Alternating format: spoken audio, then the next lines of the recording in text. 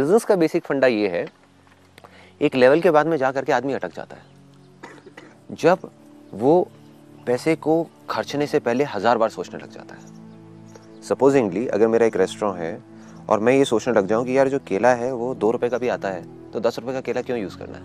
8 रुपए अल्टीमेटली तो नाली में बह रहा है ना। किसी को पता नहीं कि ये 8 रुपए मतलब केले में फ़र्क नहीं पता लगने वाला 2 रुपए के केले में और 10 रुपए के केले में। बट जो उनका फंडा है, जो मैंने उनसे सीखा और मैं भी अपनी लाइफ में अप्लाई करता हूँ, कि जो चीज़ें नहीं दिखती वो भी बिजनेस में बिकती है। राइट? कि एक डॉक्टर है जो कहता है कि यार मैं अपना ये जो साफ सफाई की चीज़ें हैं नहीं करता सफाई, क्या फ़र्क पड़ता है? फॉर एग्जाम्पल एक डेंटिस्ट है, वो कहता है कि क्लीनलीनेस से किसको पता लगने वाला है कि मैंने 1 महीने पहले साफ किया था, 2 महीने पहले या आज किया था, स्टरलाइज उसको किया था या नहीं किया था। तो ये चीज़ें जो पेशेंट आ रहा है उसको नहीं पता लगने वाला, नहीं पता लगने वाला। ये सिर्फ उस डॉक्टर को पता है, उसके ज़मीर को पता है, उसके अंदर के इंसान को पता है, जिसकी वजह से उसका खर्चा भी बढ़ेगा, कॉस्ट भी बढ़ेगी। जब वो स्टरलाइज करेगा, वो सब केमिकल्स को यूज़ करेगा तो पैसा लग रहा है, पैसा नाली में बह रहा है, जिसका किसी को दिख ही नहीं रहा, फिर भी वो पैसा जा रहा है। तो बिजनेस में अगर सक्सेसफुल होना है तो सिर्फ वो चीज़ें मत करो कि लोगों को दिखाने के लिए। ये पैकेजिंग अच्छी कर दी लेकिन अंदर प्रोडक्ट में कूड़ा भर के दे दिया, तब आप बिजनेस में लॉन्ग टर्म में सक्सेसफुल नहीं हो सकते। हो भी गए तो खुश नहीं रह सकते, तो बिजनेस बेकार है। वो एक ढांचे की तरह है, ताश के पत्तों की तरह है। तो अगर बिजनेस में आपको सक्सेसफुल भी होना है, पैसा भी कमाना है और खुश भी होना है, तो आपको ये समझना है कि कुछ ऐसा करना है कि अंदर भी इस चीज़ में my idol is in business and entrepreneurship, it's Steve Jobs. उनका मैंने पढ़ा, मतलब he is a kind of a person, he was a kind of a person जो सिर्फ बाहर से डिज़ाइन पे काम नहीं करते थे। लोग होते हैं शॉर्टकट मारते हैं कि बाहर से एक डिज़ाइन बनाया और चेप दिया किसी को भी उठा करके। ही was a kind of a person कि अंदर जो सर्किट का डिज़ाइन होता था उसमें भी इतना अंदर तक जाते थे, मतलब 1-1 साल 2-2 साल लगा देते थे सिर्फ अंदर के सर्किट को डिज़ाइन करने में कि वो अच्छा लगे। उनकी कंपनी में लोग बोलते थे सर ये तो किसी ने कभी खोलना भी नहीं है ज़िंदगी में सर्किट, तो ये तो सिर्फ हमारे उन लोगों ने देखना है जो टेक्नीशियंस हैं। एक नॉर्मल आदमी जो मैक यूज़ कर रहा है, आईफोन यूज़ कर रहा है, उसको थोड़ी पता अंदर का सर्किट कितना सुंदर है। वो होता था कि नहीं भाई कोई नहीं देख रहा, मैं तो देख रहा हूँ। तो अल्टीमेटली वो क्या कर रहे हैं, अपने पैसे को, टाइम को, सबको नाली में बहा दिया। But he has become the most successful entrepreneur ever. मतलब there is nobody like Steve Jobs in the history of the universe.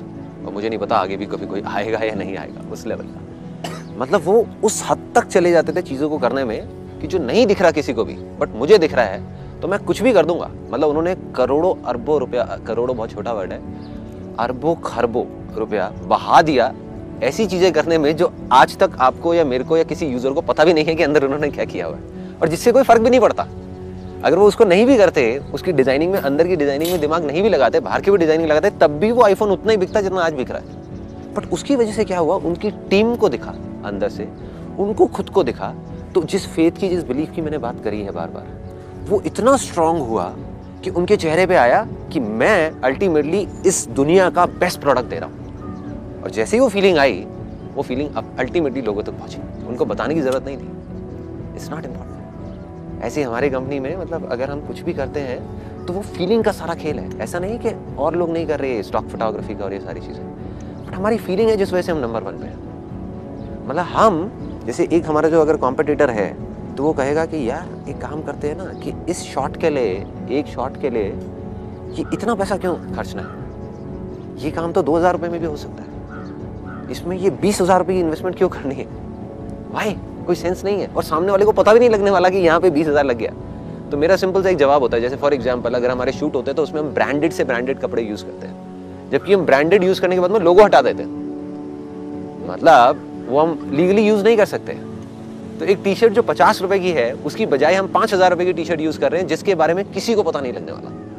लेकिन मेरा सिंपल सा एक जवाब होता है, हमें तो पता है ना, हमें तो पता है ना हम क्या कर रहे हैं। And that takes things on to a different level altogether. जब वो वाइब्स हमारे अंदर से निकलती है तो जो हमारे क्लाइंट्स होते हैं, जो वो लोग होते हैं, उनको नहीं पता होता ऐसा कुछ हो रहा है, but they feel so attached to the company, they feel like कि यार ये जो है ना, देन वो चिपक जाते हैं। तो जो हमारे क्लाइंट्स हैं उनके लिए इमेजेस बाजार is not just a vendor.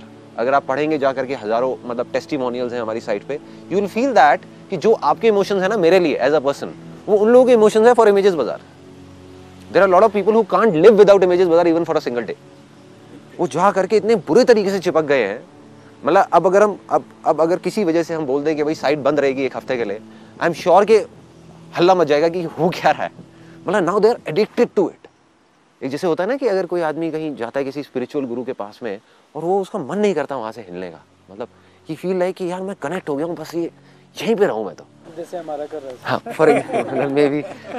सो ऐसे ही उस स्पिरिचुअल बिजनेस को और स्पिरिचुअलिटी को अगर हम मिक्स कर देते हैं तो बिजनेस ऐसा बन जाएगा कि आपको छोड़ने का मन नहीं करेगा। जो एक होता है कि कस्टमर को सेटिस्फाई करना, ठीक है सेटिस्फाई कर दिया बस बहुत अच्छी बात है, फिर तो बिजनेस हो गया ना।